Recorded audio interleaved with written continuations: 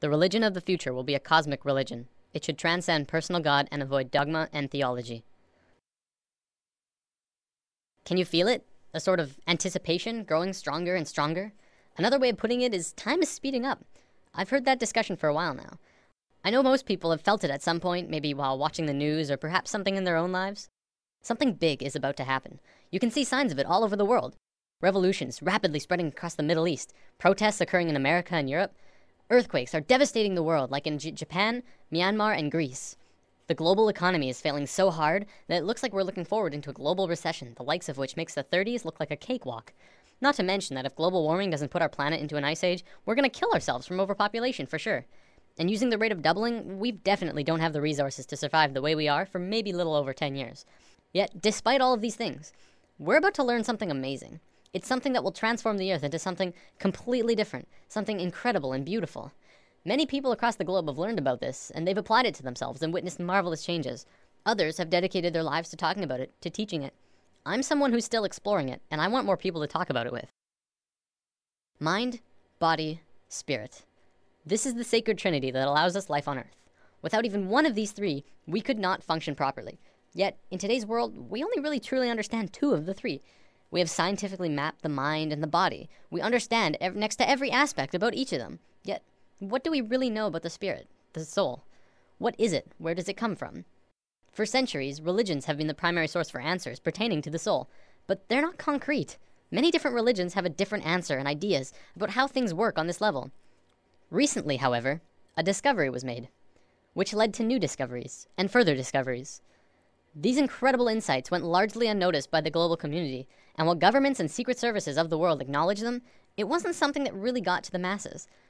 Today, this information is still slowly coming out, and I'm going to share it with you.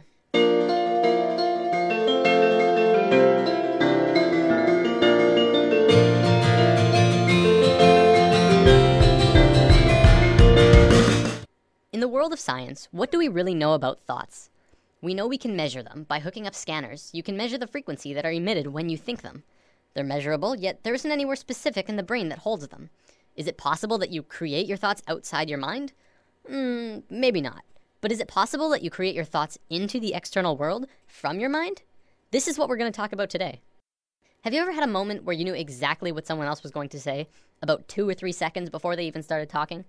Do you have a shared connection between a loved one or a pet where you can always tell exactly how the other is feeling or what they're thinking of, even if they're not really around? Have you ever met someone that you really got bad vibes from and your intuition turned out right? We've all had experiences like these at least a few times, some many more than others. There are even a few people who can kind of tap into this experience quite easily. I believe one of the terms for it is psychic. Let's say for the sake of discussion that when you think of something, anything, it appears right in front of you. No, not physically, but let's say it appears in a different realm that's in and around all of us. We'll just assume for now that it's not something that we're consciously aware of, and it's something that we're going to discuss later on. For now, let's just call it the thought realm. When you're doing something, you start by thinking about it. Whether you're building a pool in your backyard or making a sandwich, you have to have thought of it first. Even the subconscious thoughts for things like walking and breathing. This shouldn't be anything new to us. We think of things before we do them, even if it's a split second before them. This is just how we function, and our physical actions match the thoughts that we've created.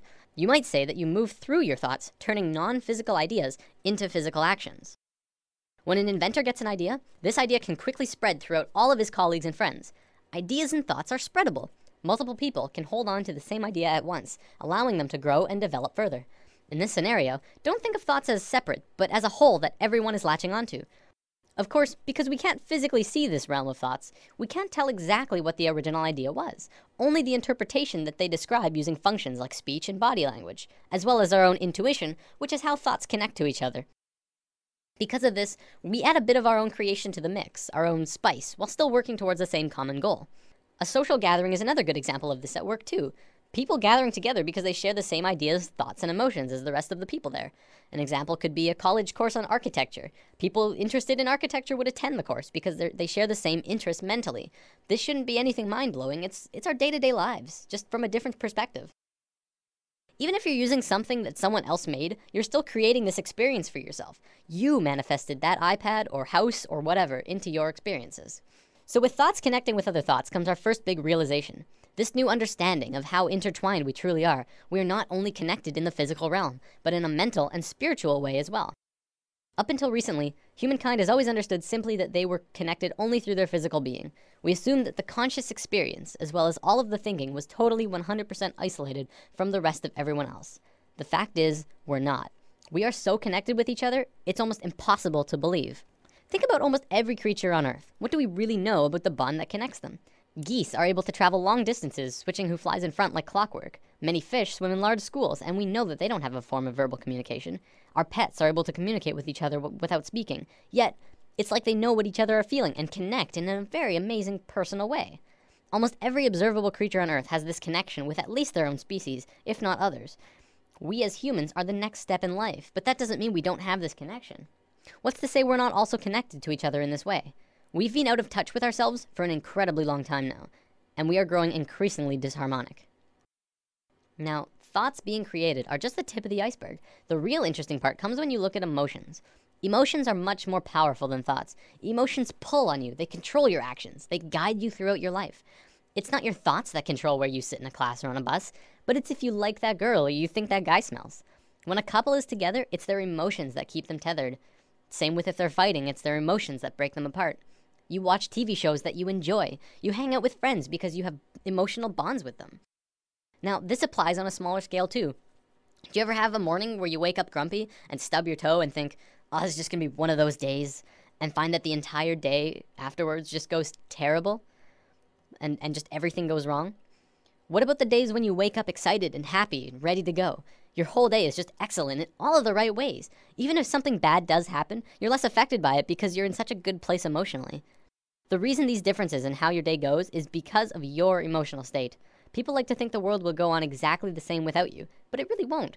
People interact differently with other people, and everyone would have a completely different experience if you were not there. Imagine this scenario. There's a bully in a playground who's looking for someone to beat on. There's kids playing sports, kids skipping rope, kids on the swings, and then off to the side there's one boy sitting in the grass watching the rest of everyone play. He doesn't feel like anyone else will want to play with him, so he sits apart from the group. The bully instantly knows where to go, and the circle of hurting begins. See, it's through the feeling of being vulnerable that you become vulnerable in the physical. If the boy had walked outside for recess and told himself, I can fit in, he would probably be playing sports right now. This applies to the bully as well. He didn't have anyone else to play with, probably because of some insecurity, mental, that led him to need to hurt others. He thinks he's doing good for himself by hurting the boy, except he's really just hurting himself long term. You can look into society and see a vast amount of evidence to support it too. The people who are most successful are those who talk most of success. Those who speak most of illness have it. Yes, illness is also a creation of yours. If you have a low immune system, it's because of you.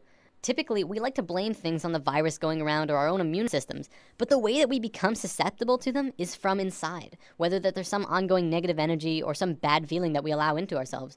We can heal ourselves also, but I'm going to save healing for another video. There's only one thing that becomes apparent from this understanding. You create your own reality. We are 100% responsible for the situations that we find ourselves in, the things that happen to us, good and bad. Throughout history, we've always played the blame game. It's his fault I didn't get the promotion. It's her fault I couldn't go to the game. It's everyone else's fault. I'm so depressed. Whatever it is, and this may be the hardest thing to truly get, it's your fault. Your happiness, your sadness, your fears and your fortunes, every single experience of your life on Earth was because of you. Many of us have heard of this thing called the law of attraction, which talks about something similar to this, but talks more about evidence and not much about this thought realm. Over the entire world, people have written in to tell of their amazing stories, where they've really focused on having what they wanted, and got it through miracles and coincidences. This is but a small piece in the vast ocean of the internal world that I'll be talking about. It is, however, very real, and you can literally change everything in your life by willing it so. I know this from personal experience, and it's not hard to find others who have too.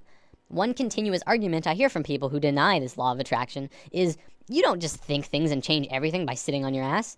To which I reply, exactly. You never stop moving. Just change your mindset and continue on with your life. Create your emotions in your mind, then move into them physically.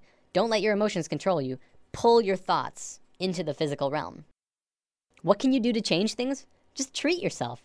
You don't have to have a crazy life-changing experience from this new understanding. Just buy that treat you wanted. Take that extra time in the morning to make yourself look pretty. Spend the extra $50 on those new clothes. If you're really upset, maybe you should buy that car. Do things for yourself that you know will put yourself in a good mood. Bring yourself up internally, then externally. You will not regret it. I want to bring up one more thing before I run out of time. There was a scientist in Japan a few years back who made an incredible discovery, but one that also went largely unnoticed or recognized by the global scientific community. Dr. Masaru Emoto discovered that by putting words on a side of a glass of water and freezing the water, you could change how the water would freeze into crystals.